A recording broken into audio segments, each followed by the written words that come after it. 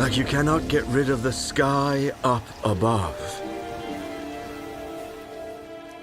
I am blind, but it is you who cannot see.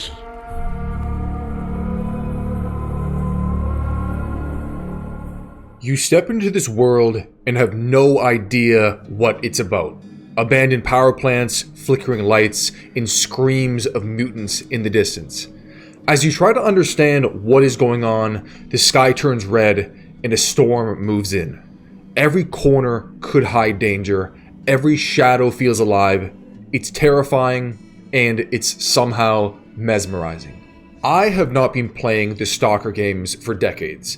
I'm hardly a veteran Stalker. When Stalker 2 released in 2024, I didn't even know the game really existed until months later. I stumbled across some streamers playing Stalker 2, and it piqued my curiosity, which led me to finding out about the earlier games on Steam. Months following, I played a few of the earlier Stalker games in a lead up to upgrading my PC, where I then began my Stalker 2 journey. The game experience was unlike anything I've ever played before. I loved every minute of Stalker 2, and I want to make the case that it is a misunderstood masterpiece now in 2026.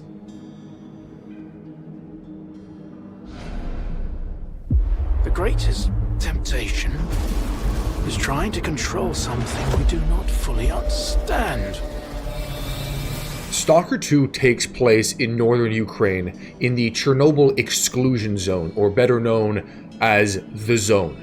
You are an outlaw scavenger seeking artifacts and meaning in a place shaped by radiation, and this zone has pretty much every terrifying thing you can imagine.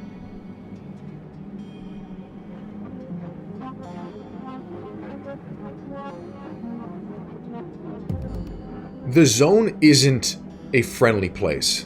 It's not a bustling city or a warm landscape. It's rainy, depressing, and dangerous.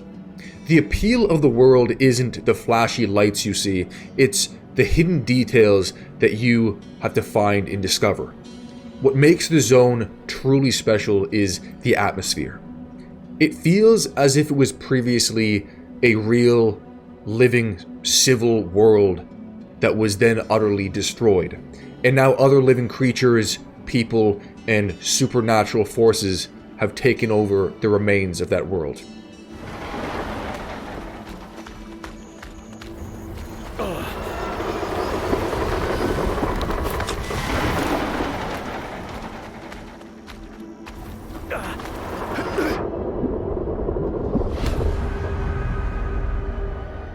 Hearing gunshots in the distance, shadows run across your screen, or the sound of mutants with blood-curdling roars at the end of a dark tunnel is what makes the Zone feel alive. The burnt ashes of the burnt forest or the abandoned buildings that feel so real are how the Zone feels alive. Don't get me wrong, there is horror, but there's also a beauty mixed in. When you're living in such a dark, horrifying world, when you do see vibrant landscapes and sunsets, they hit twice as hard.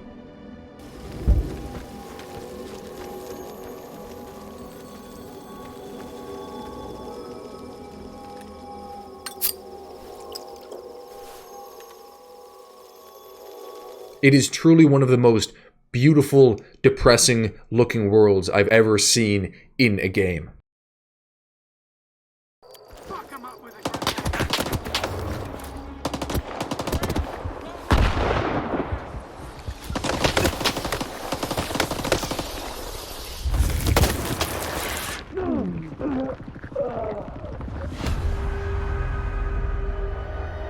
Combat in the Zone doesn't let you feel invincible.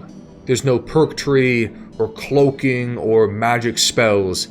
Your strength is dependent on how much you can find and how long you can stay alive. You learn very early on that there are so many different ways to die in the Zone. You just get paranoid of everything. Anomalies, bandits, mutants, emissions, drowning, and the list grows. I learned early on that you can't afford to skip buildings and possible loot sites, especially on veteran difficulty. Understanding the dangers of the zone is how you truly progress in a cruel and unpredictable world. There's nothing worse than being caught in a gunfight while your favorite shotgun is at 10% durability, jamming every 2 shots, and it's about to permanently break.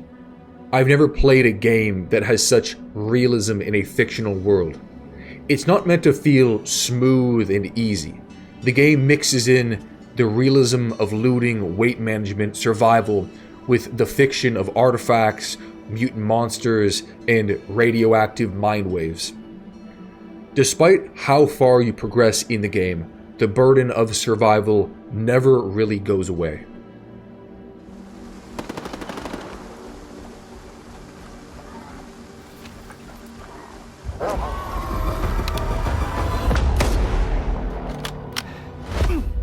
Mutants fighting each other with horrific screams, rival factions gunning each other down, or groups of stalkers gathering in random buildings to hide from deadly emission storms.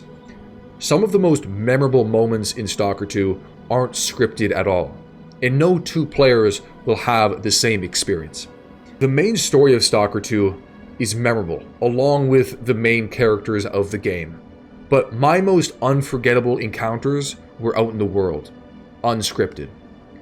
Even the cherished jump scares that seem inevitable the longer you play. The zone has built-in decisions that you make for main and side quests, but that only scratches the surface. Run back to camp or keep looting. Bear down in an important gunfight or drop your weight and run. Find and capture a rare artifact or run from the incoming mutants. The zone interacts with players and it makes the game unpredictable all the time. Feel the perks of night vision that mutants have. The zone doesn't hand you anything. Every abandoned building, anomaly, artifact, and gunfight is a challenge. It's supposed to feel grueling and punishing. That's what the life of a stalker is. Curiosity can get you killed, but you can't risk leaving things undiscovered.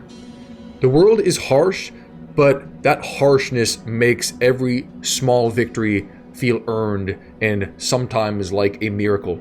Gathering enough money to repair your suit just before it breaks, or finding ammo just in time before mutated dogs attack you. Or, even better, when you're being overrun by mutants and one of them happens to run into an anomaly and explode right before your eyes.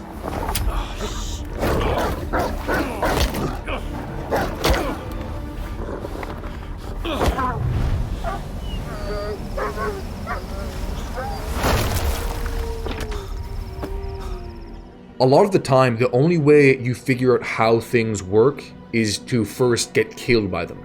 Then you come back prepared. Early on, I would think to myself, wow, this stalker camp that I just arrived at looks like a complete shithole.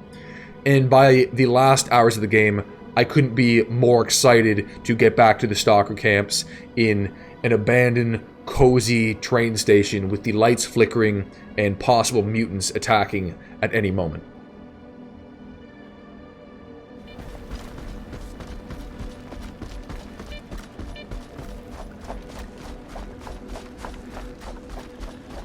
Every moment in Stalker 2 isn't an all-out war with flashy vehicles or magical attacks.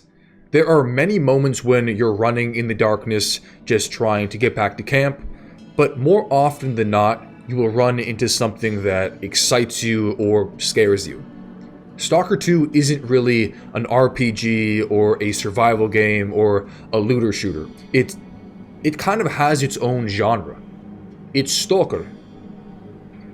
Before I end this video, I should mention, undoubtedly I heard there were some big technical issues with the game at launch in 2024.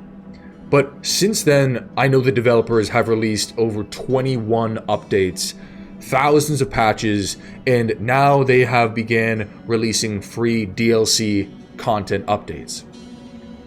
I can't speak for how the game was back in 2024, but I can pretty confidently say that now in 2026, this game is a masterpiece to me.